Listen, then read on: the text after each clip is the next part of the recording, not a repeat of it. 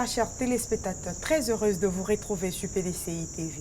À l'instar des structures spécialisées du parti, le secrétaire exécutif du PDCI RDA a reçu ce lundi 15 juillet 2019 les mouvements de soutien et les associations proches du PDCI RDA pour une séance d'information et d'échange. Le professeur Maurice Kakou-Gikawe s'est entretenu avec les mouvements et associations sur les orientations et résolutions du bureau politique du 27 juin 2019. Il les a ensuite informés de la prochaine tournée pour remobiliser les bases du PDCI-RDA et les a exhortés à occuper le terrain politique. Ces derniers, dans leur prise de parole, ont dit au secrétaire exécutif en chef tout leur engagement à œuvrer en sorte que le PDCI-RDA reprenne le pouvoir d'État en 2020. Les mouvements et associations de soutien proches du PDCI-RDA ont répondu nombreux à cette invitation du général Courage. Quelques leaders des mouvements et associations présents nous ont livré leurs sentiments au sortir de la rencontre. Nous partons de cette rencontre très satisfaits parce que là, il vient de nous donner les armes nécessaires pour informer au maximum nos militants sur le terrain et toutes les barrières qu'il y avait avant entre les structures officielles du parti, c'est-à-dire la JPDCI, l'UFPDCI, les délégations, les secrétaires de section, les présidents de comité. Et nous, en tant que président du mouvement de soutien, toutes ces barrières-là sont brisées aujourd'hui. Nous allons travailler en étroite collaboration avec les délégués.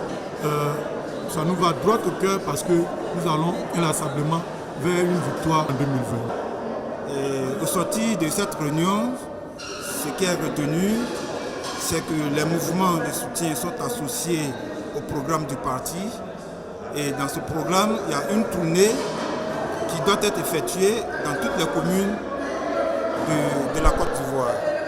L'eau qui sort de la bouche du poisson est plus fraîche. Je suis la SE de tutelle, je suis avec les mouvements de soutien tous les jours, mais il est bon de temps en temps que le chef, mon chef à moi, voilà, qui est le professeur Maurice Kakou-Gikawe, viennent aussi par moment rencontrer un peu cette base pour les encourager, voilà, pour leur dynamisme sur le terrain. Et je pense qu'il y a eu des échanges très fructueux et il a mis les mouvements en mission et nous allons continuer le travail déjà commencé. Les entreprises, nous sommes un mouvement d'action, d'engagement pour le PDCI. Nous travaillons sur les réseaux sociaux. Nous avons les coordinations que nous sommes en train d'installer à l'intérieur du pays, partout sur l'étendue, afin de nous aider à mieux coordonner nos activités. Et nous avons été appelés par le SE en chef, le général Courage.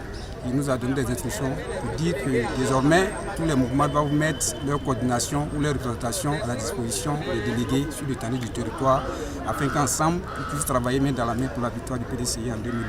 Le 20, il y a un vaste mouvement sur le terrain. Le PDCI va investir le terrain national. Le parti le mieux organisé sera sur le terrain avec sa tête, le ministre Maurice Kakou-Gikawe. Et nous sommes invités à sortir massivement, écouter la parole de l'évangile, parce que le PDCI sait bien faire les choses. Le samedi 13 juillet 2019 s'est tenue une rencontre débat entre l'honorable Marius Conan, député d'Atiobacro, et la jeunesse de mouvement sensibilité politique composé de différents partis politiques autour du thème La Côte d'Ivoire d'aujourd'hui, regard de Marius Conan au Café du Citoyen aux deux plateaux d'Ocuy. Suivons ensemble ce reportage. Invité au Café du Citoyen, l'honorable Marius Conan a répondu aux questions qui lui ont été soumises par les jeunes de la sensibilité politique composés de plusieurs partis politiques. Après le mot d'introduction du président du café, l'honneur est revenu au député de porter un regard sur la Côte d'Ivoire actuelle et future. Celui-ci a tablé sur les sujets qui font aujourd'hui la une de tous les débats. De l'alliance légendaire à la rupture des partis d'aujourd'hui, l'honorable n'a pas manqué de mettre en exergue les motifs de la séparation. À cet effet, le député a fait ressortir dans ses propos son inquiétude face aux promesses non tenues du gouvernement. Plus loin, il a étalé son rêve de voir la Côte d'Ivoire avec des institutions fortes, sérieuses et unies pour un lendemain meilleur. Dans le calendrier du président de la République, 2020 est une date fatidique. Il a promis qu'à l'horizon 2020, nous deviendrons un pays émergent.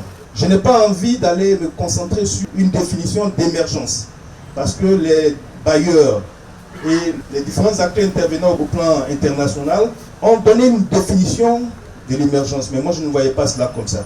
Pour moi, le président, en nous promettant l'émergence, nous conduisait vers un pays plus démocratique. Un pays qui garantissait beaucoup plus les droits des citoyens. Un pays plus paisible et un pays qui vendait du rêve, de l'espoir à sa jeunesse.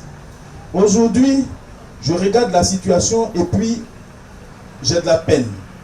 Parce que ce que j'avais espéré en 2010, en 2011, jusqu'à même très récemment en 2014, ne semble pas poindre à l'horizon. Au contraire, quand je regarde, je vois plus de difficultés à venir que ce que nous avons déjà traversé. Et je m'en inquiète. Aujourd'hui, je suis député à l'Assemblée nationale. Il se trouve que des choses simples sont devenues compliquées. Des choses simples comme la représentation de l'opposition à l'Assemblée nationale garantie par l'article 100 de la Constitution sont devenues compliquées. On passe dans des interprétations à fatiguer le peuple. Mon rêve, c'est d'arriver à une Côte d'Ivoire démocratique, c'est-à-dire qui garantit une égalité de droits pour tous les citoyens que nous sommes ici.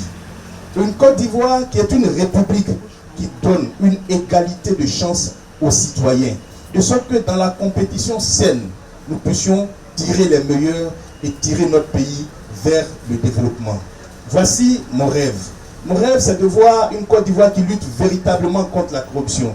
Mon rêve, c'est de voir une Côte d'Ivoire qui revende de l'espoir à sa jeunesse et qui fait en sorte que plutôt que de cotiser 4 millions, 5 millions pour aller mourir dans la Méditerranée, les jeunes gens se mettent à travailler avec le peu d'argent qu'ils ont en entreprenant par eux-mêmes. Aussi, il a abordé le problème de la prorogation de la carte nationale d'identité, la réforme de la commission électorale indépendante et de l'égalité des droits des citoyens. En un mot, il a décrypté l'actualité dans son ensemble. C'est dans un style direct et franc que le député a édifié son auditoire venu nombreux participer à cette rencontre. Au sortir de ce débat, nous avons recueilli l'avis d'un des leaders qui a bien voulu donner ses impressions. Le Café Citoyen est un espace de débat contradictoire. C'est un lieu où on vient pour partager les idées. Et je pense que l'impression que Marius nous donne vraiment, c'est celle de jeunes capables de prendre corps avec le peuple. L'impression qu'on a, c'est que le débat peut encore être mené. Et sur toutes les questions, il n'y a pas de questions taboues. Et nous, au Café Citoyen, comme l'indique notre slogan, osons le débat, je pense que c'est des débats qui pourront venir l'apaisement. Tant que nous allons éluder certaines questions, tant que nous allons contourner certaines questions sans les poser, il y aura toujours des tensions derrière ces questions-là. Alors que quand elles sont débattues, quand elles sont épuisées, nos populations sont satisfaites et elles comprennent la portée en tout cas de toutes ces questions qui sont posées. Merci d'avoir suivi ce flash d'information. Nous nous retrouverons demain pour un autre numéro.